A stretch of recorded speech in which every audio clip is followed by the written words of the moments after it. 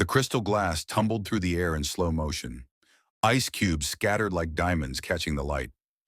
Then came the splash. Cold, shocking, deliberate. Water soaked through Monica's silk dress, through her carefully styled hair, down her face. But worse than the cold was the burning shame as every head in Henderson's fine dining turned to stare. "Oops," Ashley said, her voice dripping with fake sweetness. "My hand slipped, though I suppose people like you are used to being wet." The restaurant went silent. Forks froze halfway to mouths. Conversations died mid-sentence. Monica's hand instinctively went to her pregnant belly as her husband Jerome shot to his feet, his chair scraping loud against the marble floor. "But to understand how we got here, we need to go back to where it all began." 3 hours earlier. Monica Washington had picked out her outfit that morning with extra care. The navy dress hugged her 6-month baby bump perfectly. Her locks were twisted into an elegant updo. Small diamond earrings, a gift from Jerome on their 5th anniversary, caught the morning light streaming through their bedroom window. "You look beautiful," Jerome said, adjusting his tie in the mirror. At 42, he still had the same confident smile that had made Monica's heart skip a beat when they first met at a medical conference 9 years ago. "I feel like a balloon," Monica laughed, smoothing her dress over her belly. "A very expensive balloon. The most gorgeous balloon I've ever seen." Jerome crossed the room and wrapped his arms around her from behind, his hands resting gently on her stomach. "How's our little one doing?" "Active. Very active." Monica smiled at their reflection. "I think she's going to be a soccer player. Can you imagine how exciting it must be to feel your baby moving inside you for the first time?" Jerome kissed her temple. "Ready for lunch? I know you've been craving Henderson's crab cakes for weeks." Monica's eyes lit up. Henderson's Fine Dining was the fanciest restaurant in the city. It took 3 weeks to get a reservation. The kind of place where governors ate, where business deals worth millions happened over dessert. "I've been ready since Tuesday," Monica grinned. What Monica didn't know was that in exactly 2 hours and 43 minutes, her perfect day would shatter into 1,000 pieces. The drive downtown took 30 minutes. Jerome drove their black Mercedes with one hand, holding Monica's hand with the other. They talked about baby names, about the nursery they were designing, about whether their daughter would have Monica's eyes or Jerome's dimples. "I still think we should name her after your grandmother," Jerome said as they pulled into the restaurant's parking garage. "Beatrice Washington Cole?" Monica wrinkled her nose. "That's a lot of name for a tiny person." "She'll grow into it, just like you grew into being Dr. Washington." Monica squeezed his hand. Being a pediatric surgeon had been her dream since she was 8 years old. Watching doctors save her little brother's life after a car accident. 12 years of school and training. Countless sleepless nights. But every time she held a tiny patient's hand before surgery, every time she told relieved parents their child would be okay, it was worth it. "Wait, I need to tell you something crucial about Jerome." Jerome Cole wasn't just any businessman. He owned 17 properties across the state, 3 restaurants, a construction company, an insurance firm.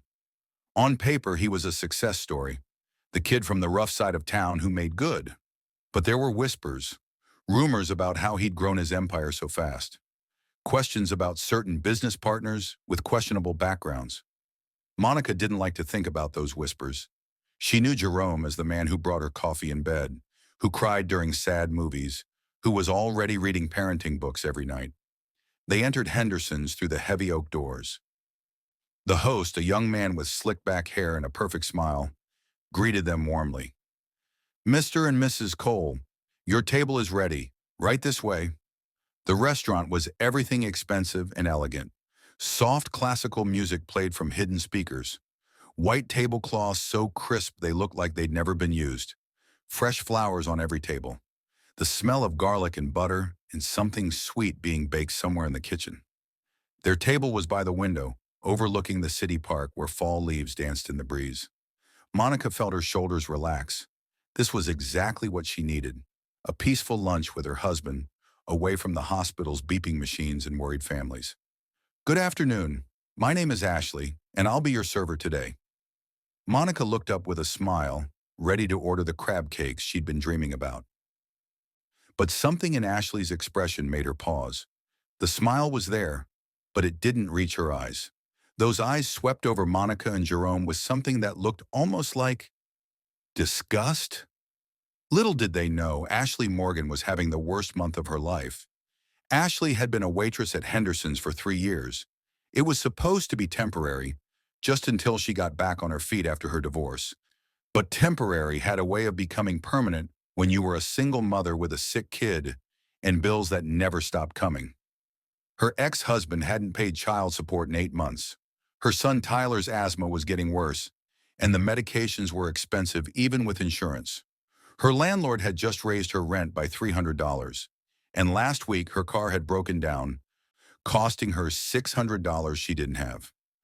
Ashley was tired, bone-deep, soul-crushing tired, and seeing couples like Monica and Jerome, dressed in clothes that cost more than her monthly rent, smiling like they didn't have a care in the world, made something bitter and ugly twist in her chest. Actually, let me pause here because this detail is important. Ashley had grown up in a small town where everyone looked like her. Her father had worked at the factory for 30 years before it closed down. Her mother cleaned houses for wealthy families, families who lived in big houses and drove fancy cars and never seemed to worry about money. Families who sometimes treated her mother like she was invisible, or worse, like she was something dirty that needed to be kept at arm's length. Ashley's father used to say things at dinner. Angry things about those people taking jobs, getting handouts, not knowing their place. Young Ashley had absorbed those words like a sponge absorbs water, not understanding what they meant, but feeling their poison seep into her thoughts. Now, staring at Monica's diamond earrings and Jerome's expensive watch, all those old poisonous thoughts bubbled up like acid. "What can I get you started with?" Ashley asked, her voice flat. Monica didn't notice. She was too busy looking at the menu, her face glowing with happiness. "I've heard your crab cakes are amazing. Are they as good as everyone says?" "They're fine," Ashley said shortly, "if you like that sort of thing." Jerome glanced up, a small frown crossing his face, but Monica just smiled wider. "Then I'll have those, please. And could I get a water with extra lemon?" "Sure." "Whatever." Ashley scribbled on her notepad without looking at them.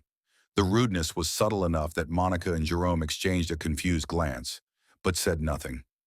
Maybe she was having a bad day. Everyone had bad days. What happened next would prove that some bad days can destroy lives. Ashley brought their drinks 10 minutes later. She set Jerome's iced tea down gently, but when she reached Monica's water, her hand seemed to slip. That's when it happened. The glass tumbled, the water splashed, the ice scattered, and Ashley's words, those terrible, hateful words, hung in the air like poison gas. Monica sat frozen, water dripping from her hair, her face, her dress. Her hands clutched her belly protectively. Around them, the restaurant had gone completely silent. Even the classical music seemed to have stopped. Jerome stood slowly, very slowly. His face had gone completely calm, the kind of calm that was actually more frightening than anger. "What?" he said quietly. "Did you just say to my wife?" Ashley's face had gone pale. For just a moment she looked scared, but then that bitter anger surged back up. "You heard me. I said, don't." Jerome's voice cut through her words like a blade through butter. "Don't say another word." The restaurant manager came rushing over, his face red with horror. "I am so sorry. This is completely unacceptable. Ashley, you're fired. Get out. Now." But Jerome wasn't looking at the manager. He was looking at his wife. Monica's hands were shaking. Tears mixed with water on her cheeks. But worse than the crying was the look in her eyes. A look of humiliation so deep it made Jerome's heart crack. In exactly 47 seconds, Monica would double over in pain. "Jerome," she whispered. "Jerome, something's wrong." Her hand tightened on her belly. Her face went from flushed to pale in an instant. "Baby." Jerome grabbed her shoulders. "Monica, what's happening?" "It hurts." Her voice came out thin and scared. "The baby. Something's wrong with the baby." The restaurant erupted into chaos. Someone called 911. The manager brought towels. Other diners crowded around trying to help. But Jerome only saw Monica. his beautiful, brilliant wife, folding in on herself, her face twisted in pain and fear. As the ambulance sirens grew louder in the distance, Jerome looked up. Ashley was still standing there, her face now truly afraid as she realized what her hatred might have just caused. Jerome's eyes met hers, and in that moment, Ashley saw something that made her blood run cold. Not rage, not violence. Something much worse. Cold calculation, patient planning, the look of a man who knew exactly how to make someone pay. "You have no idea what you've just done," Jerome said quietly, "but you will." They had no idea they only had 14 hours before Jerome would make his first move.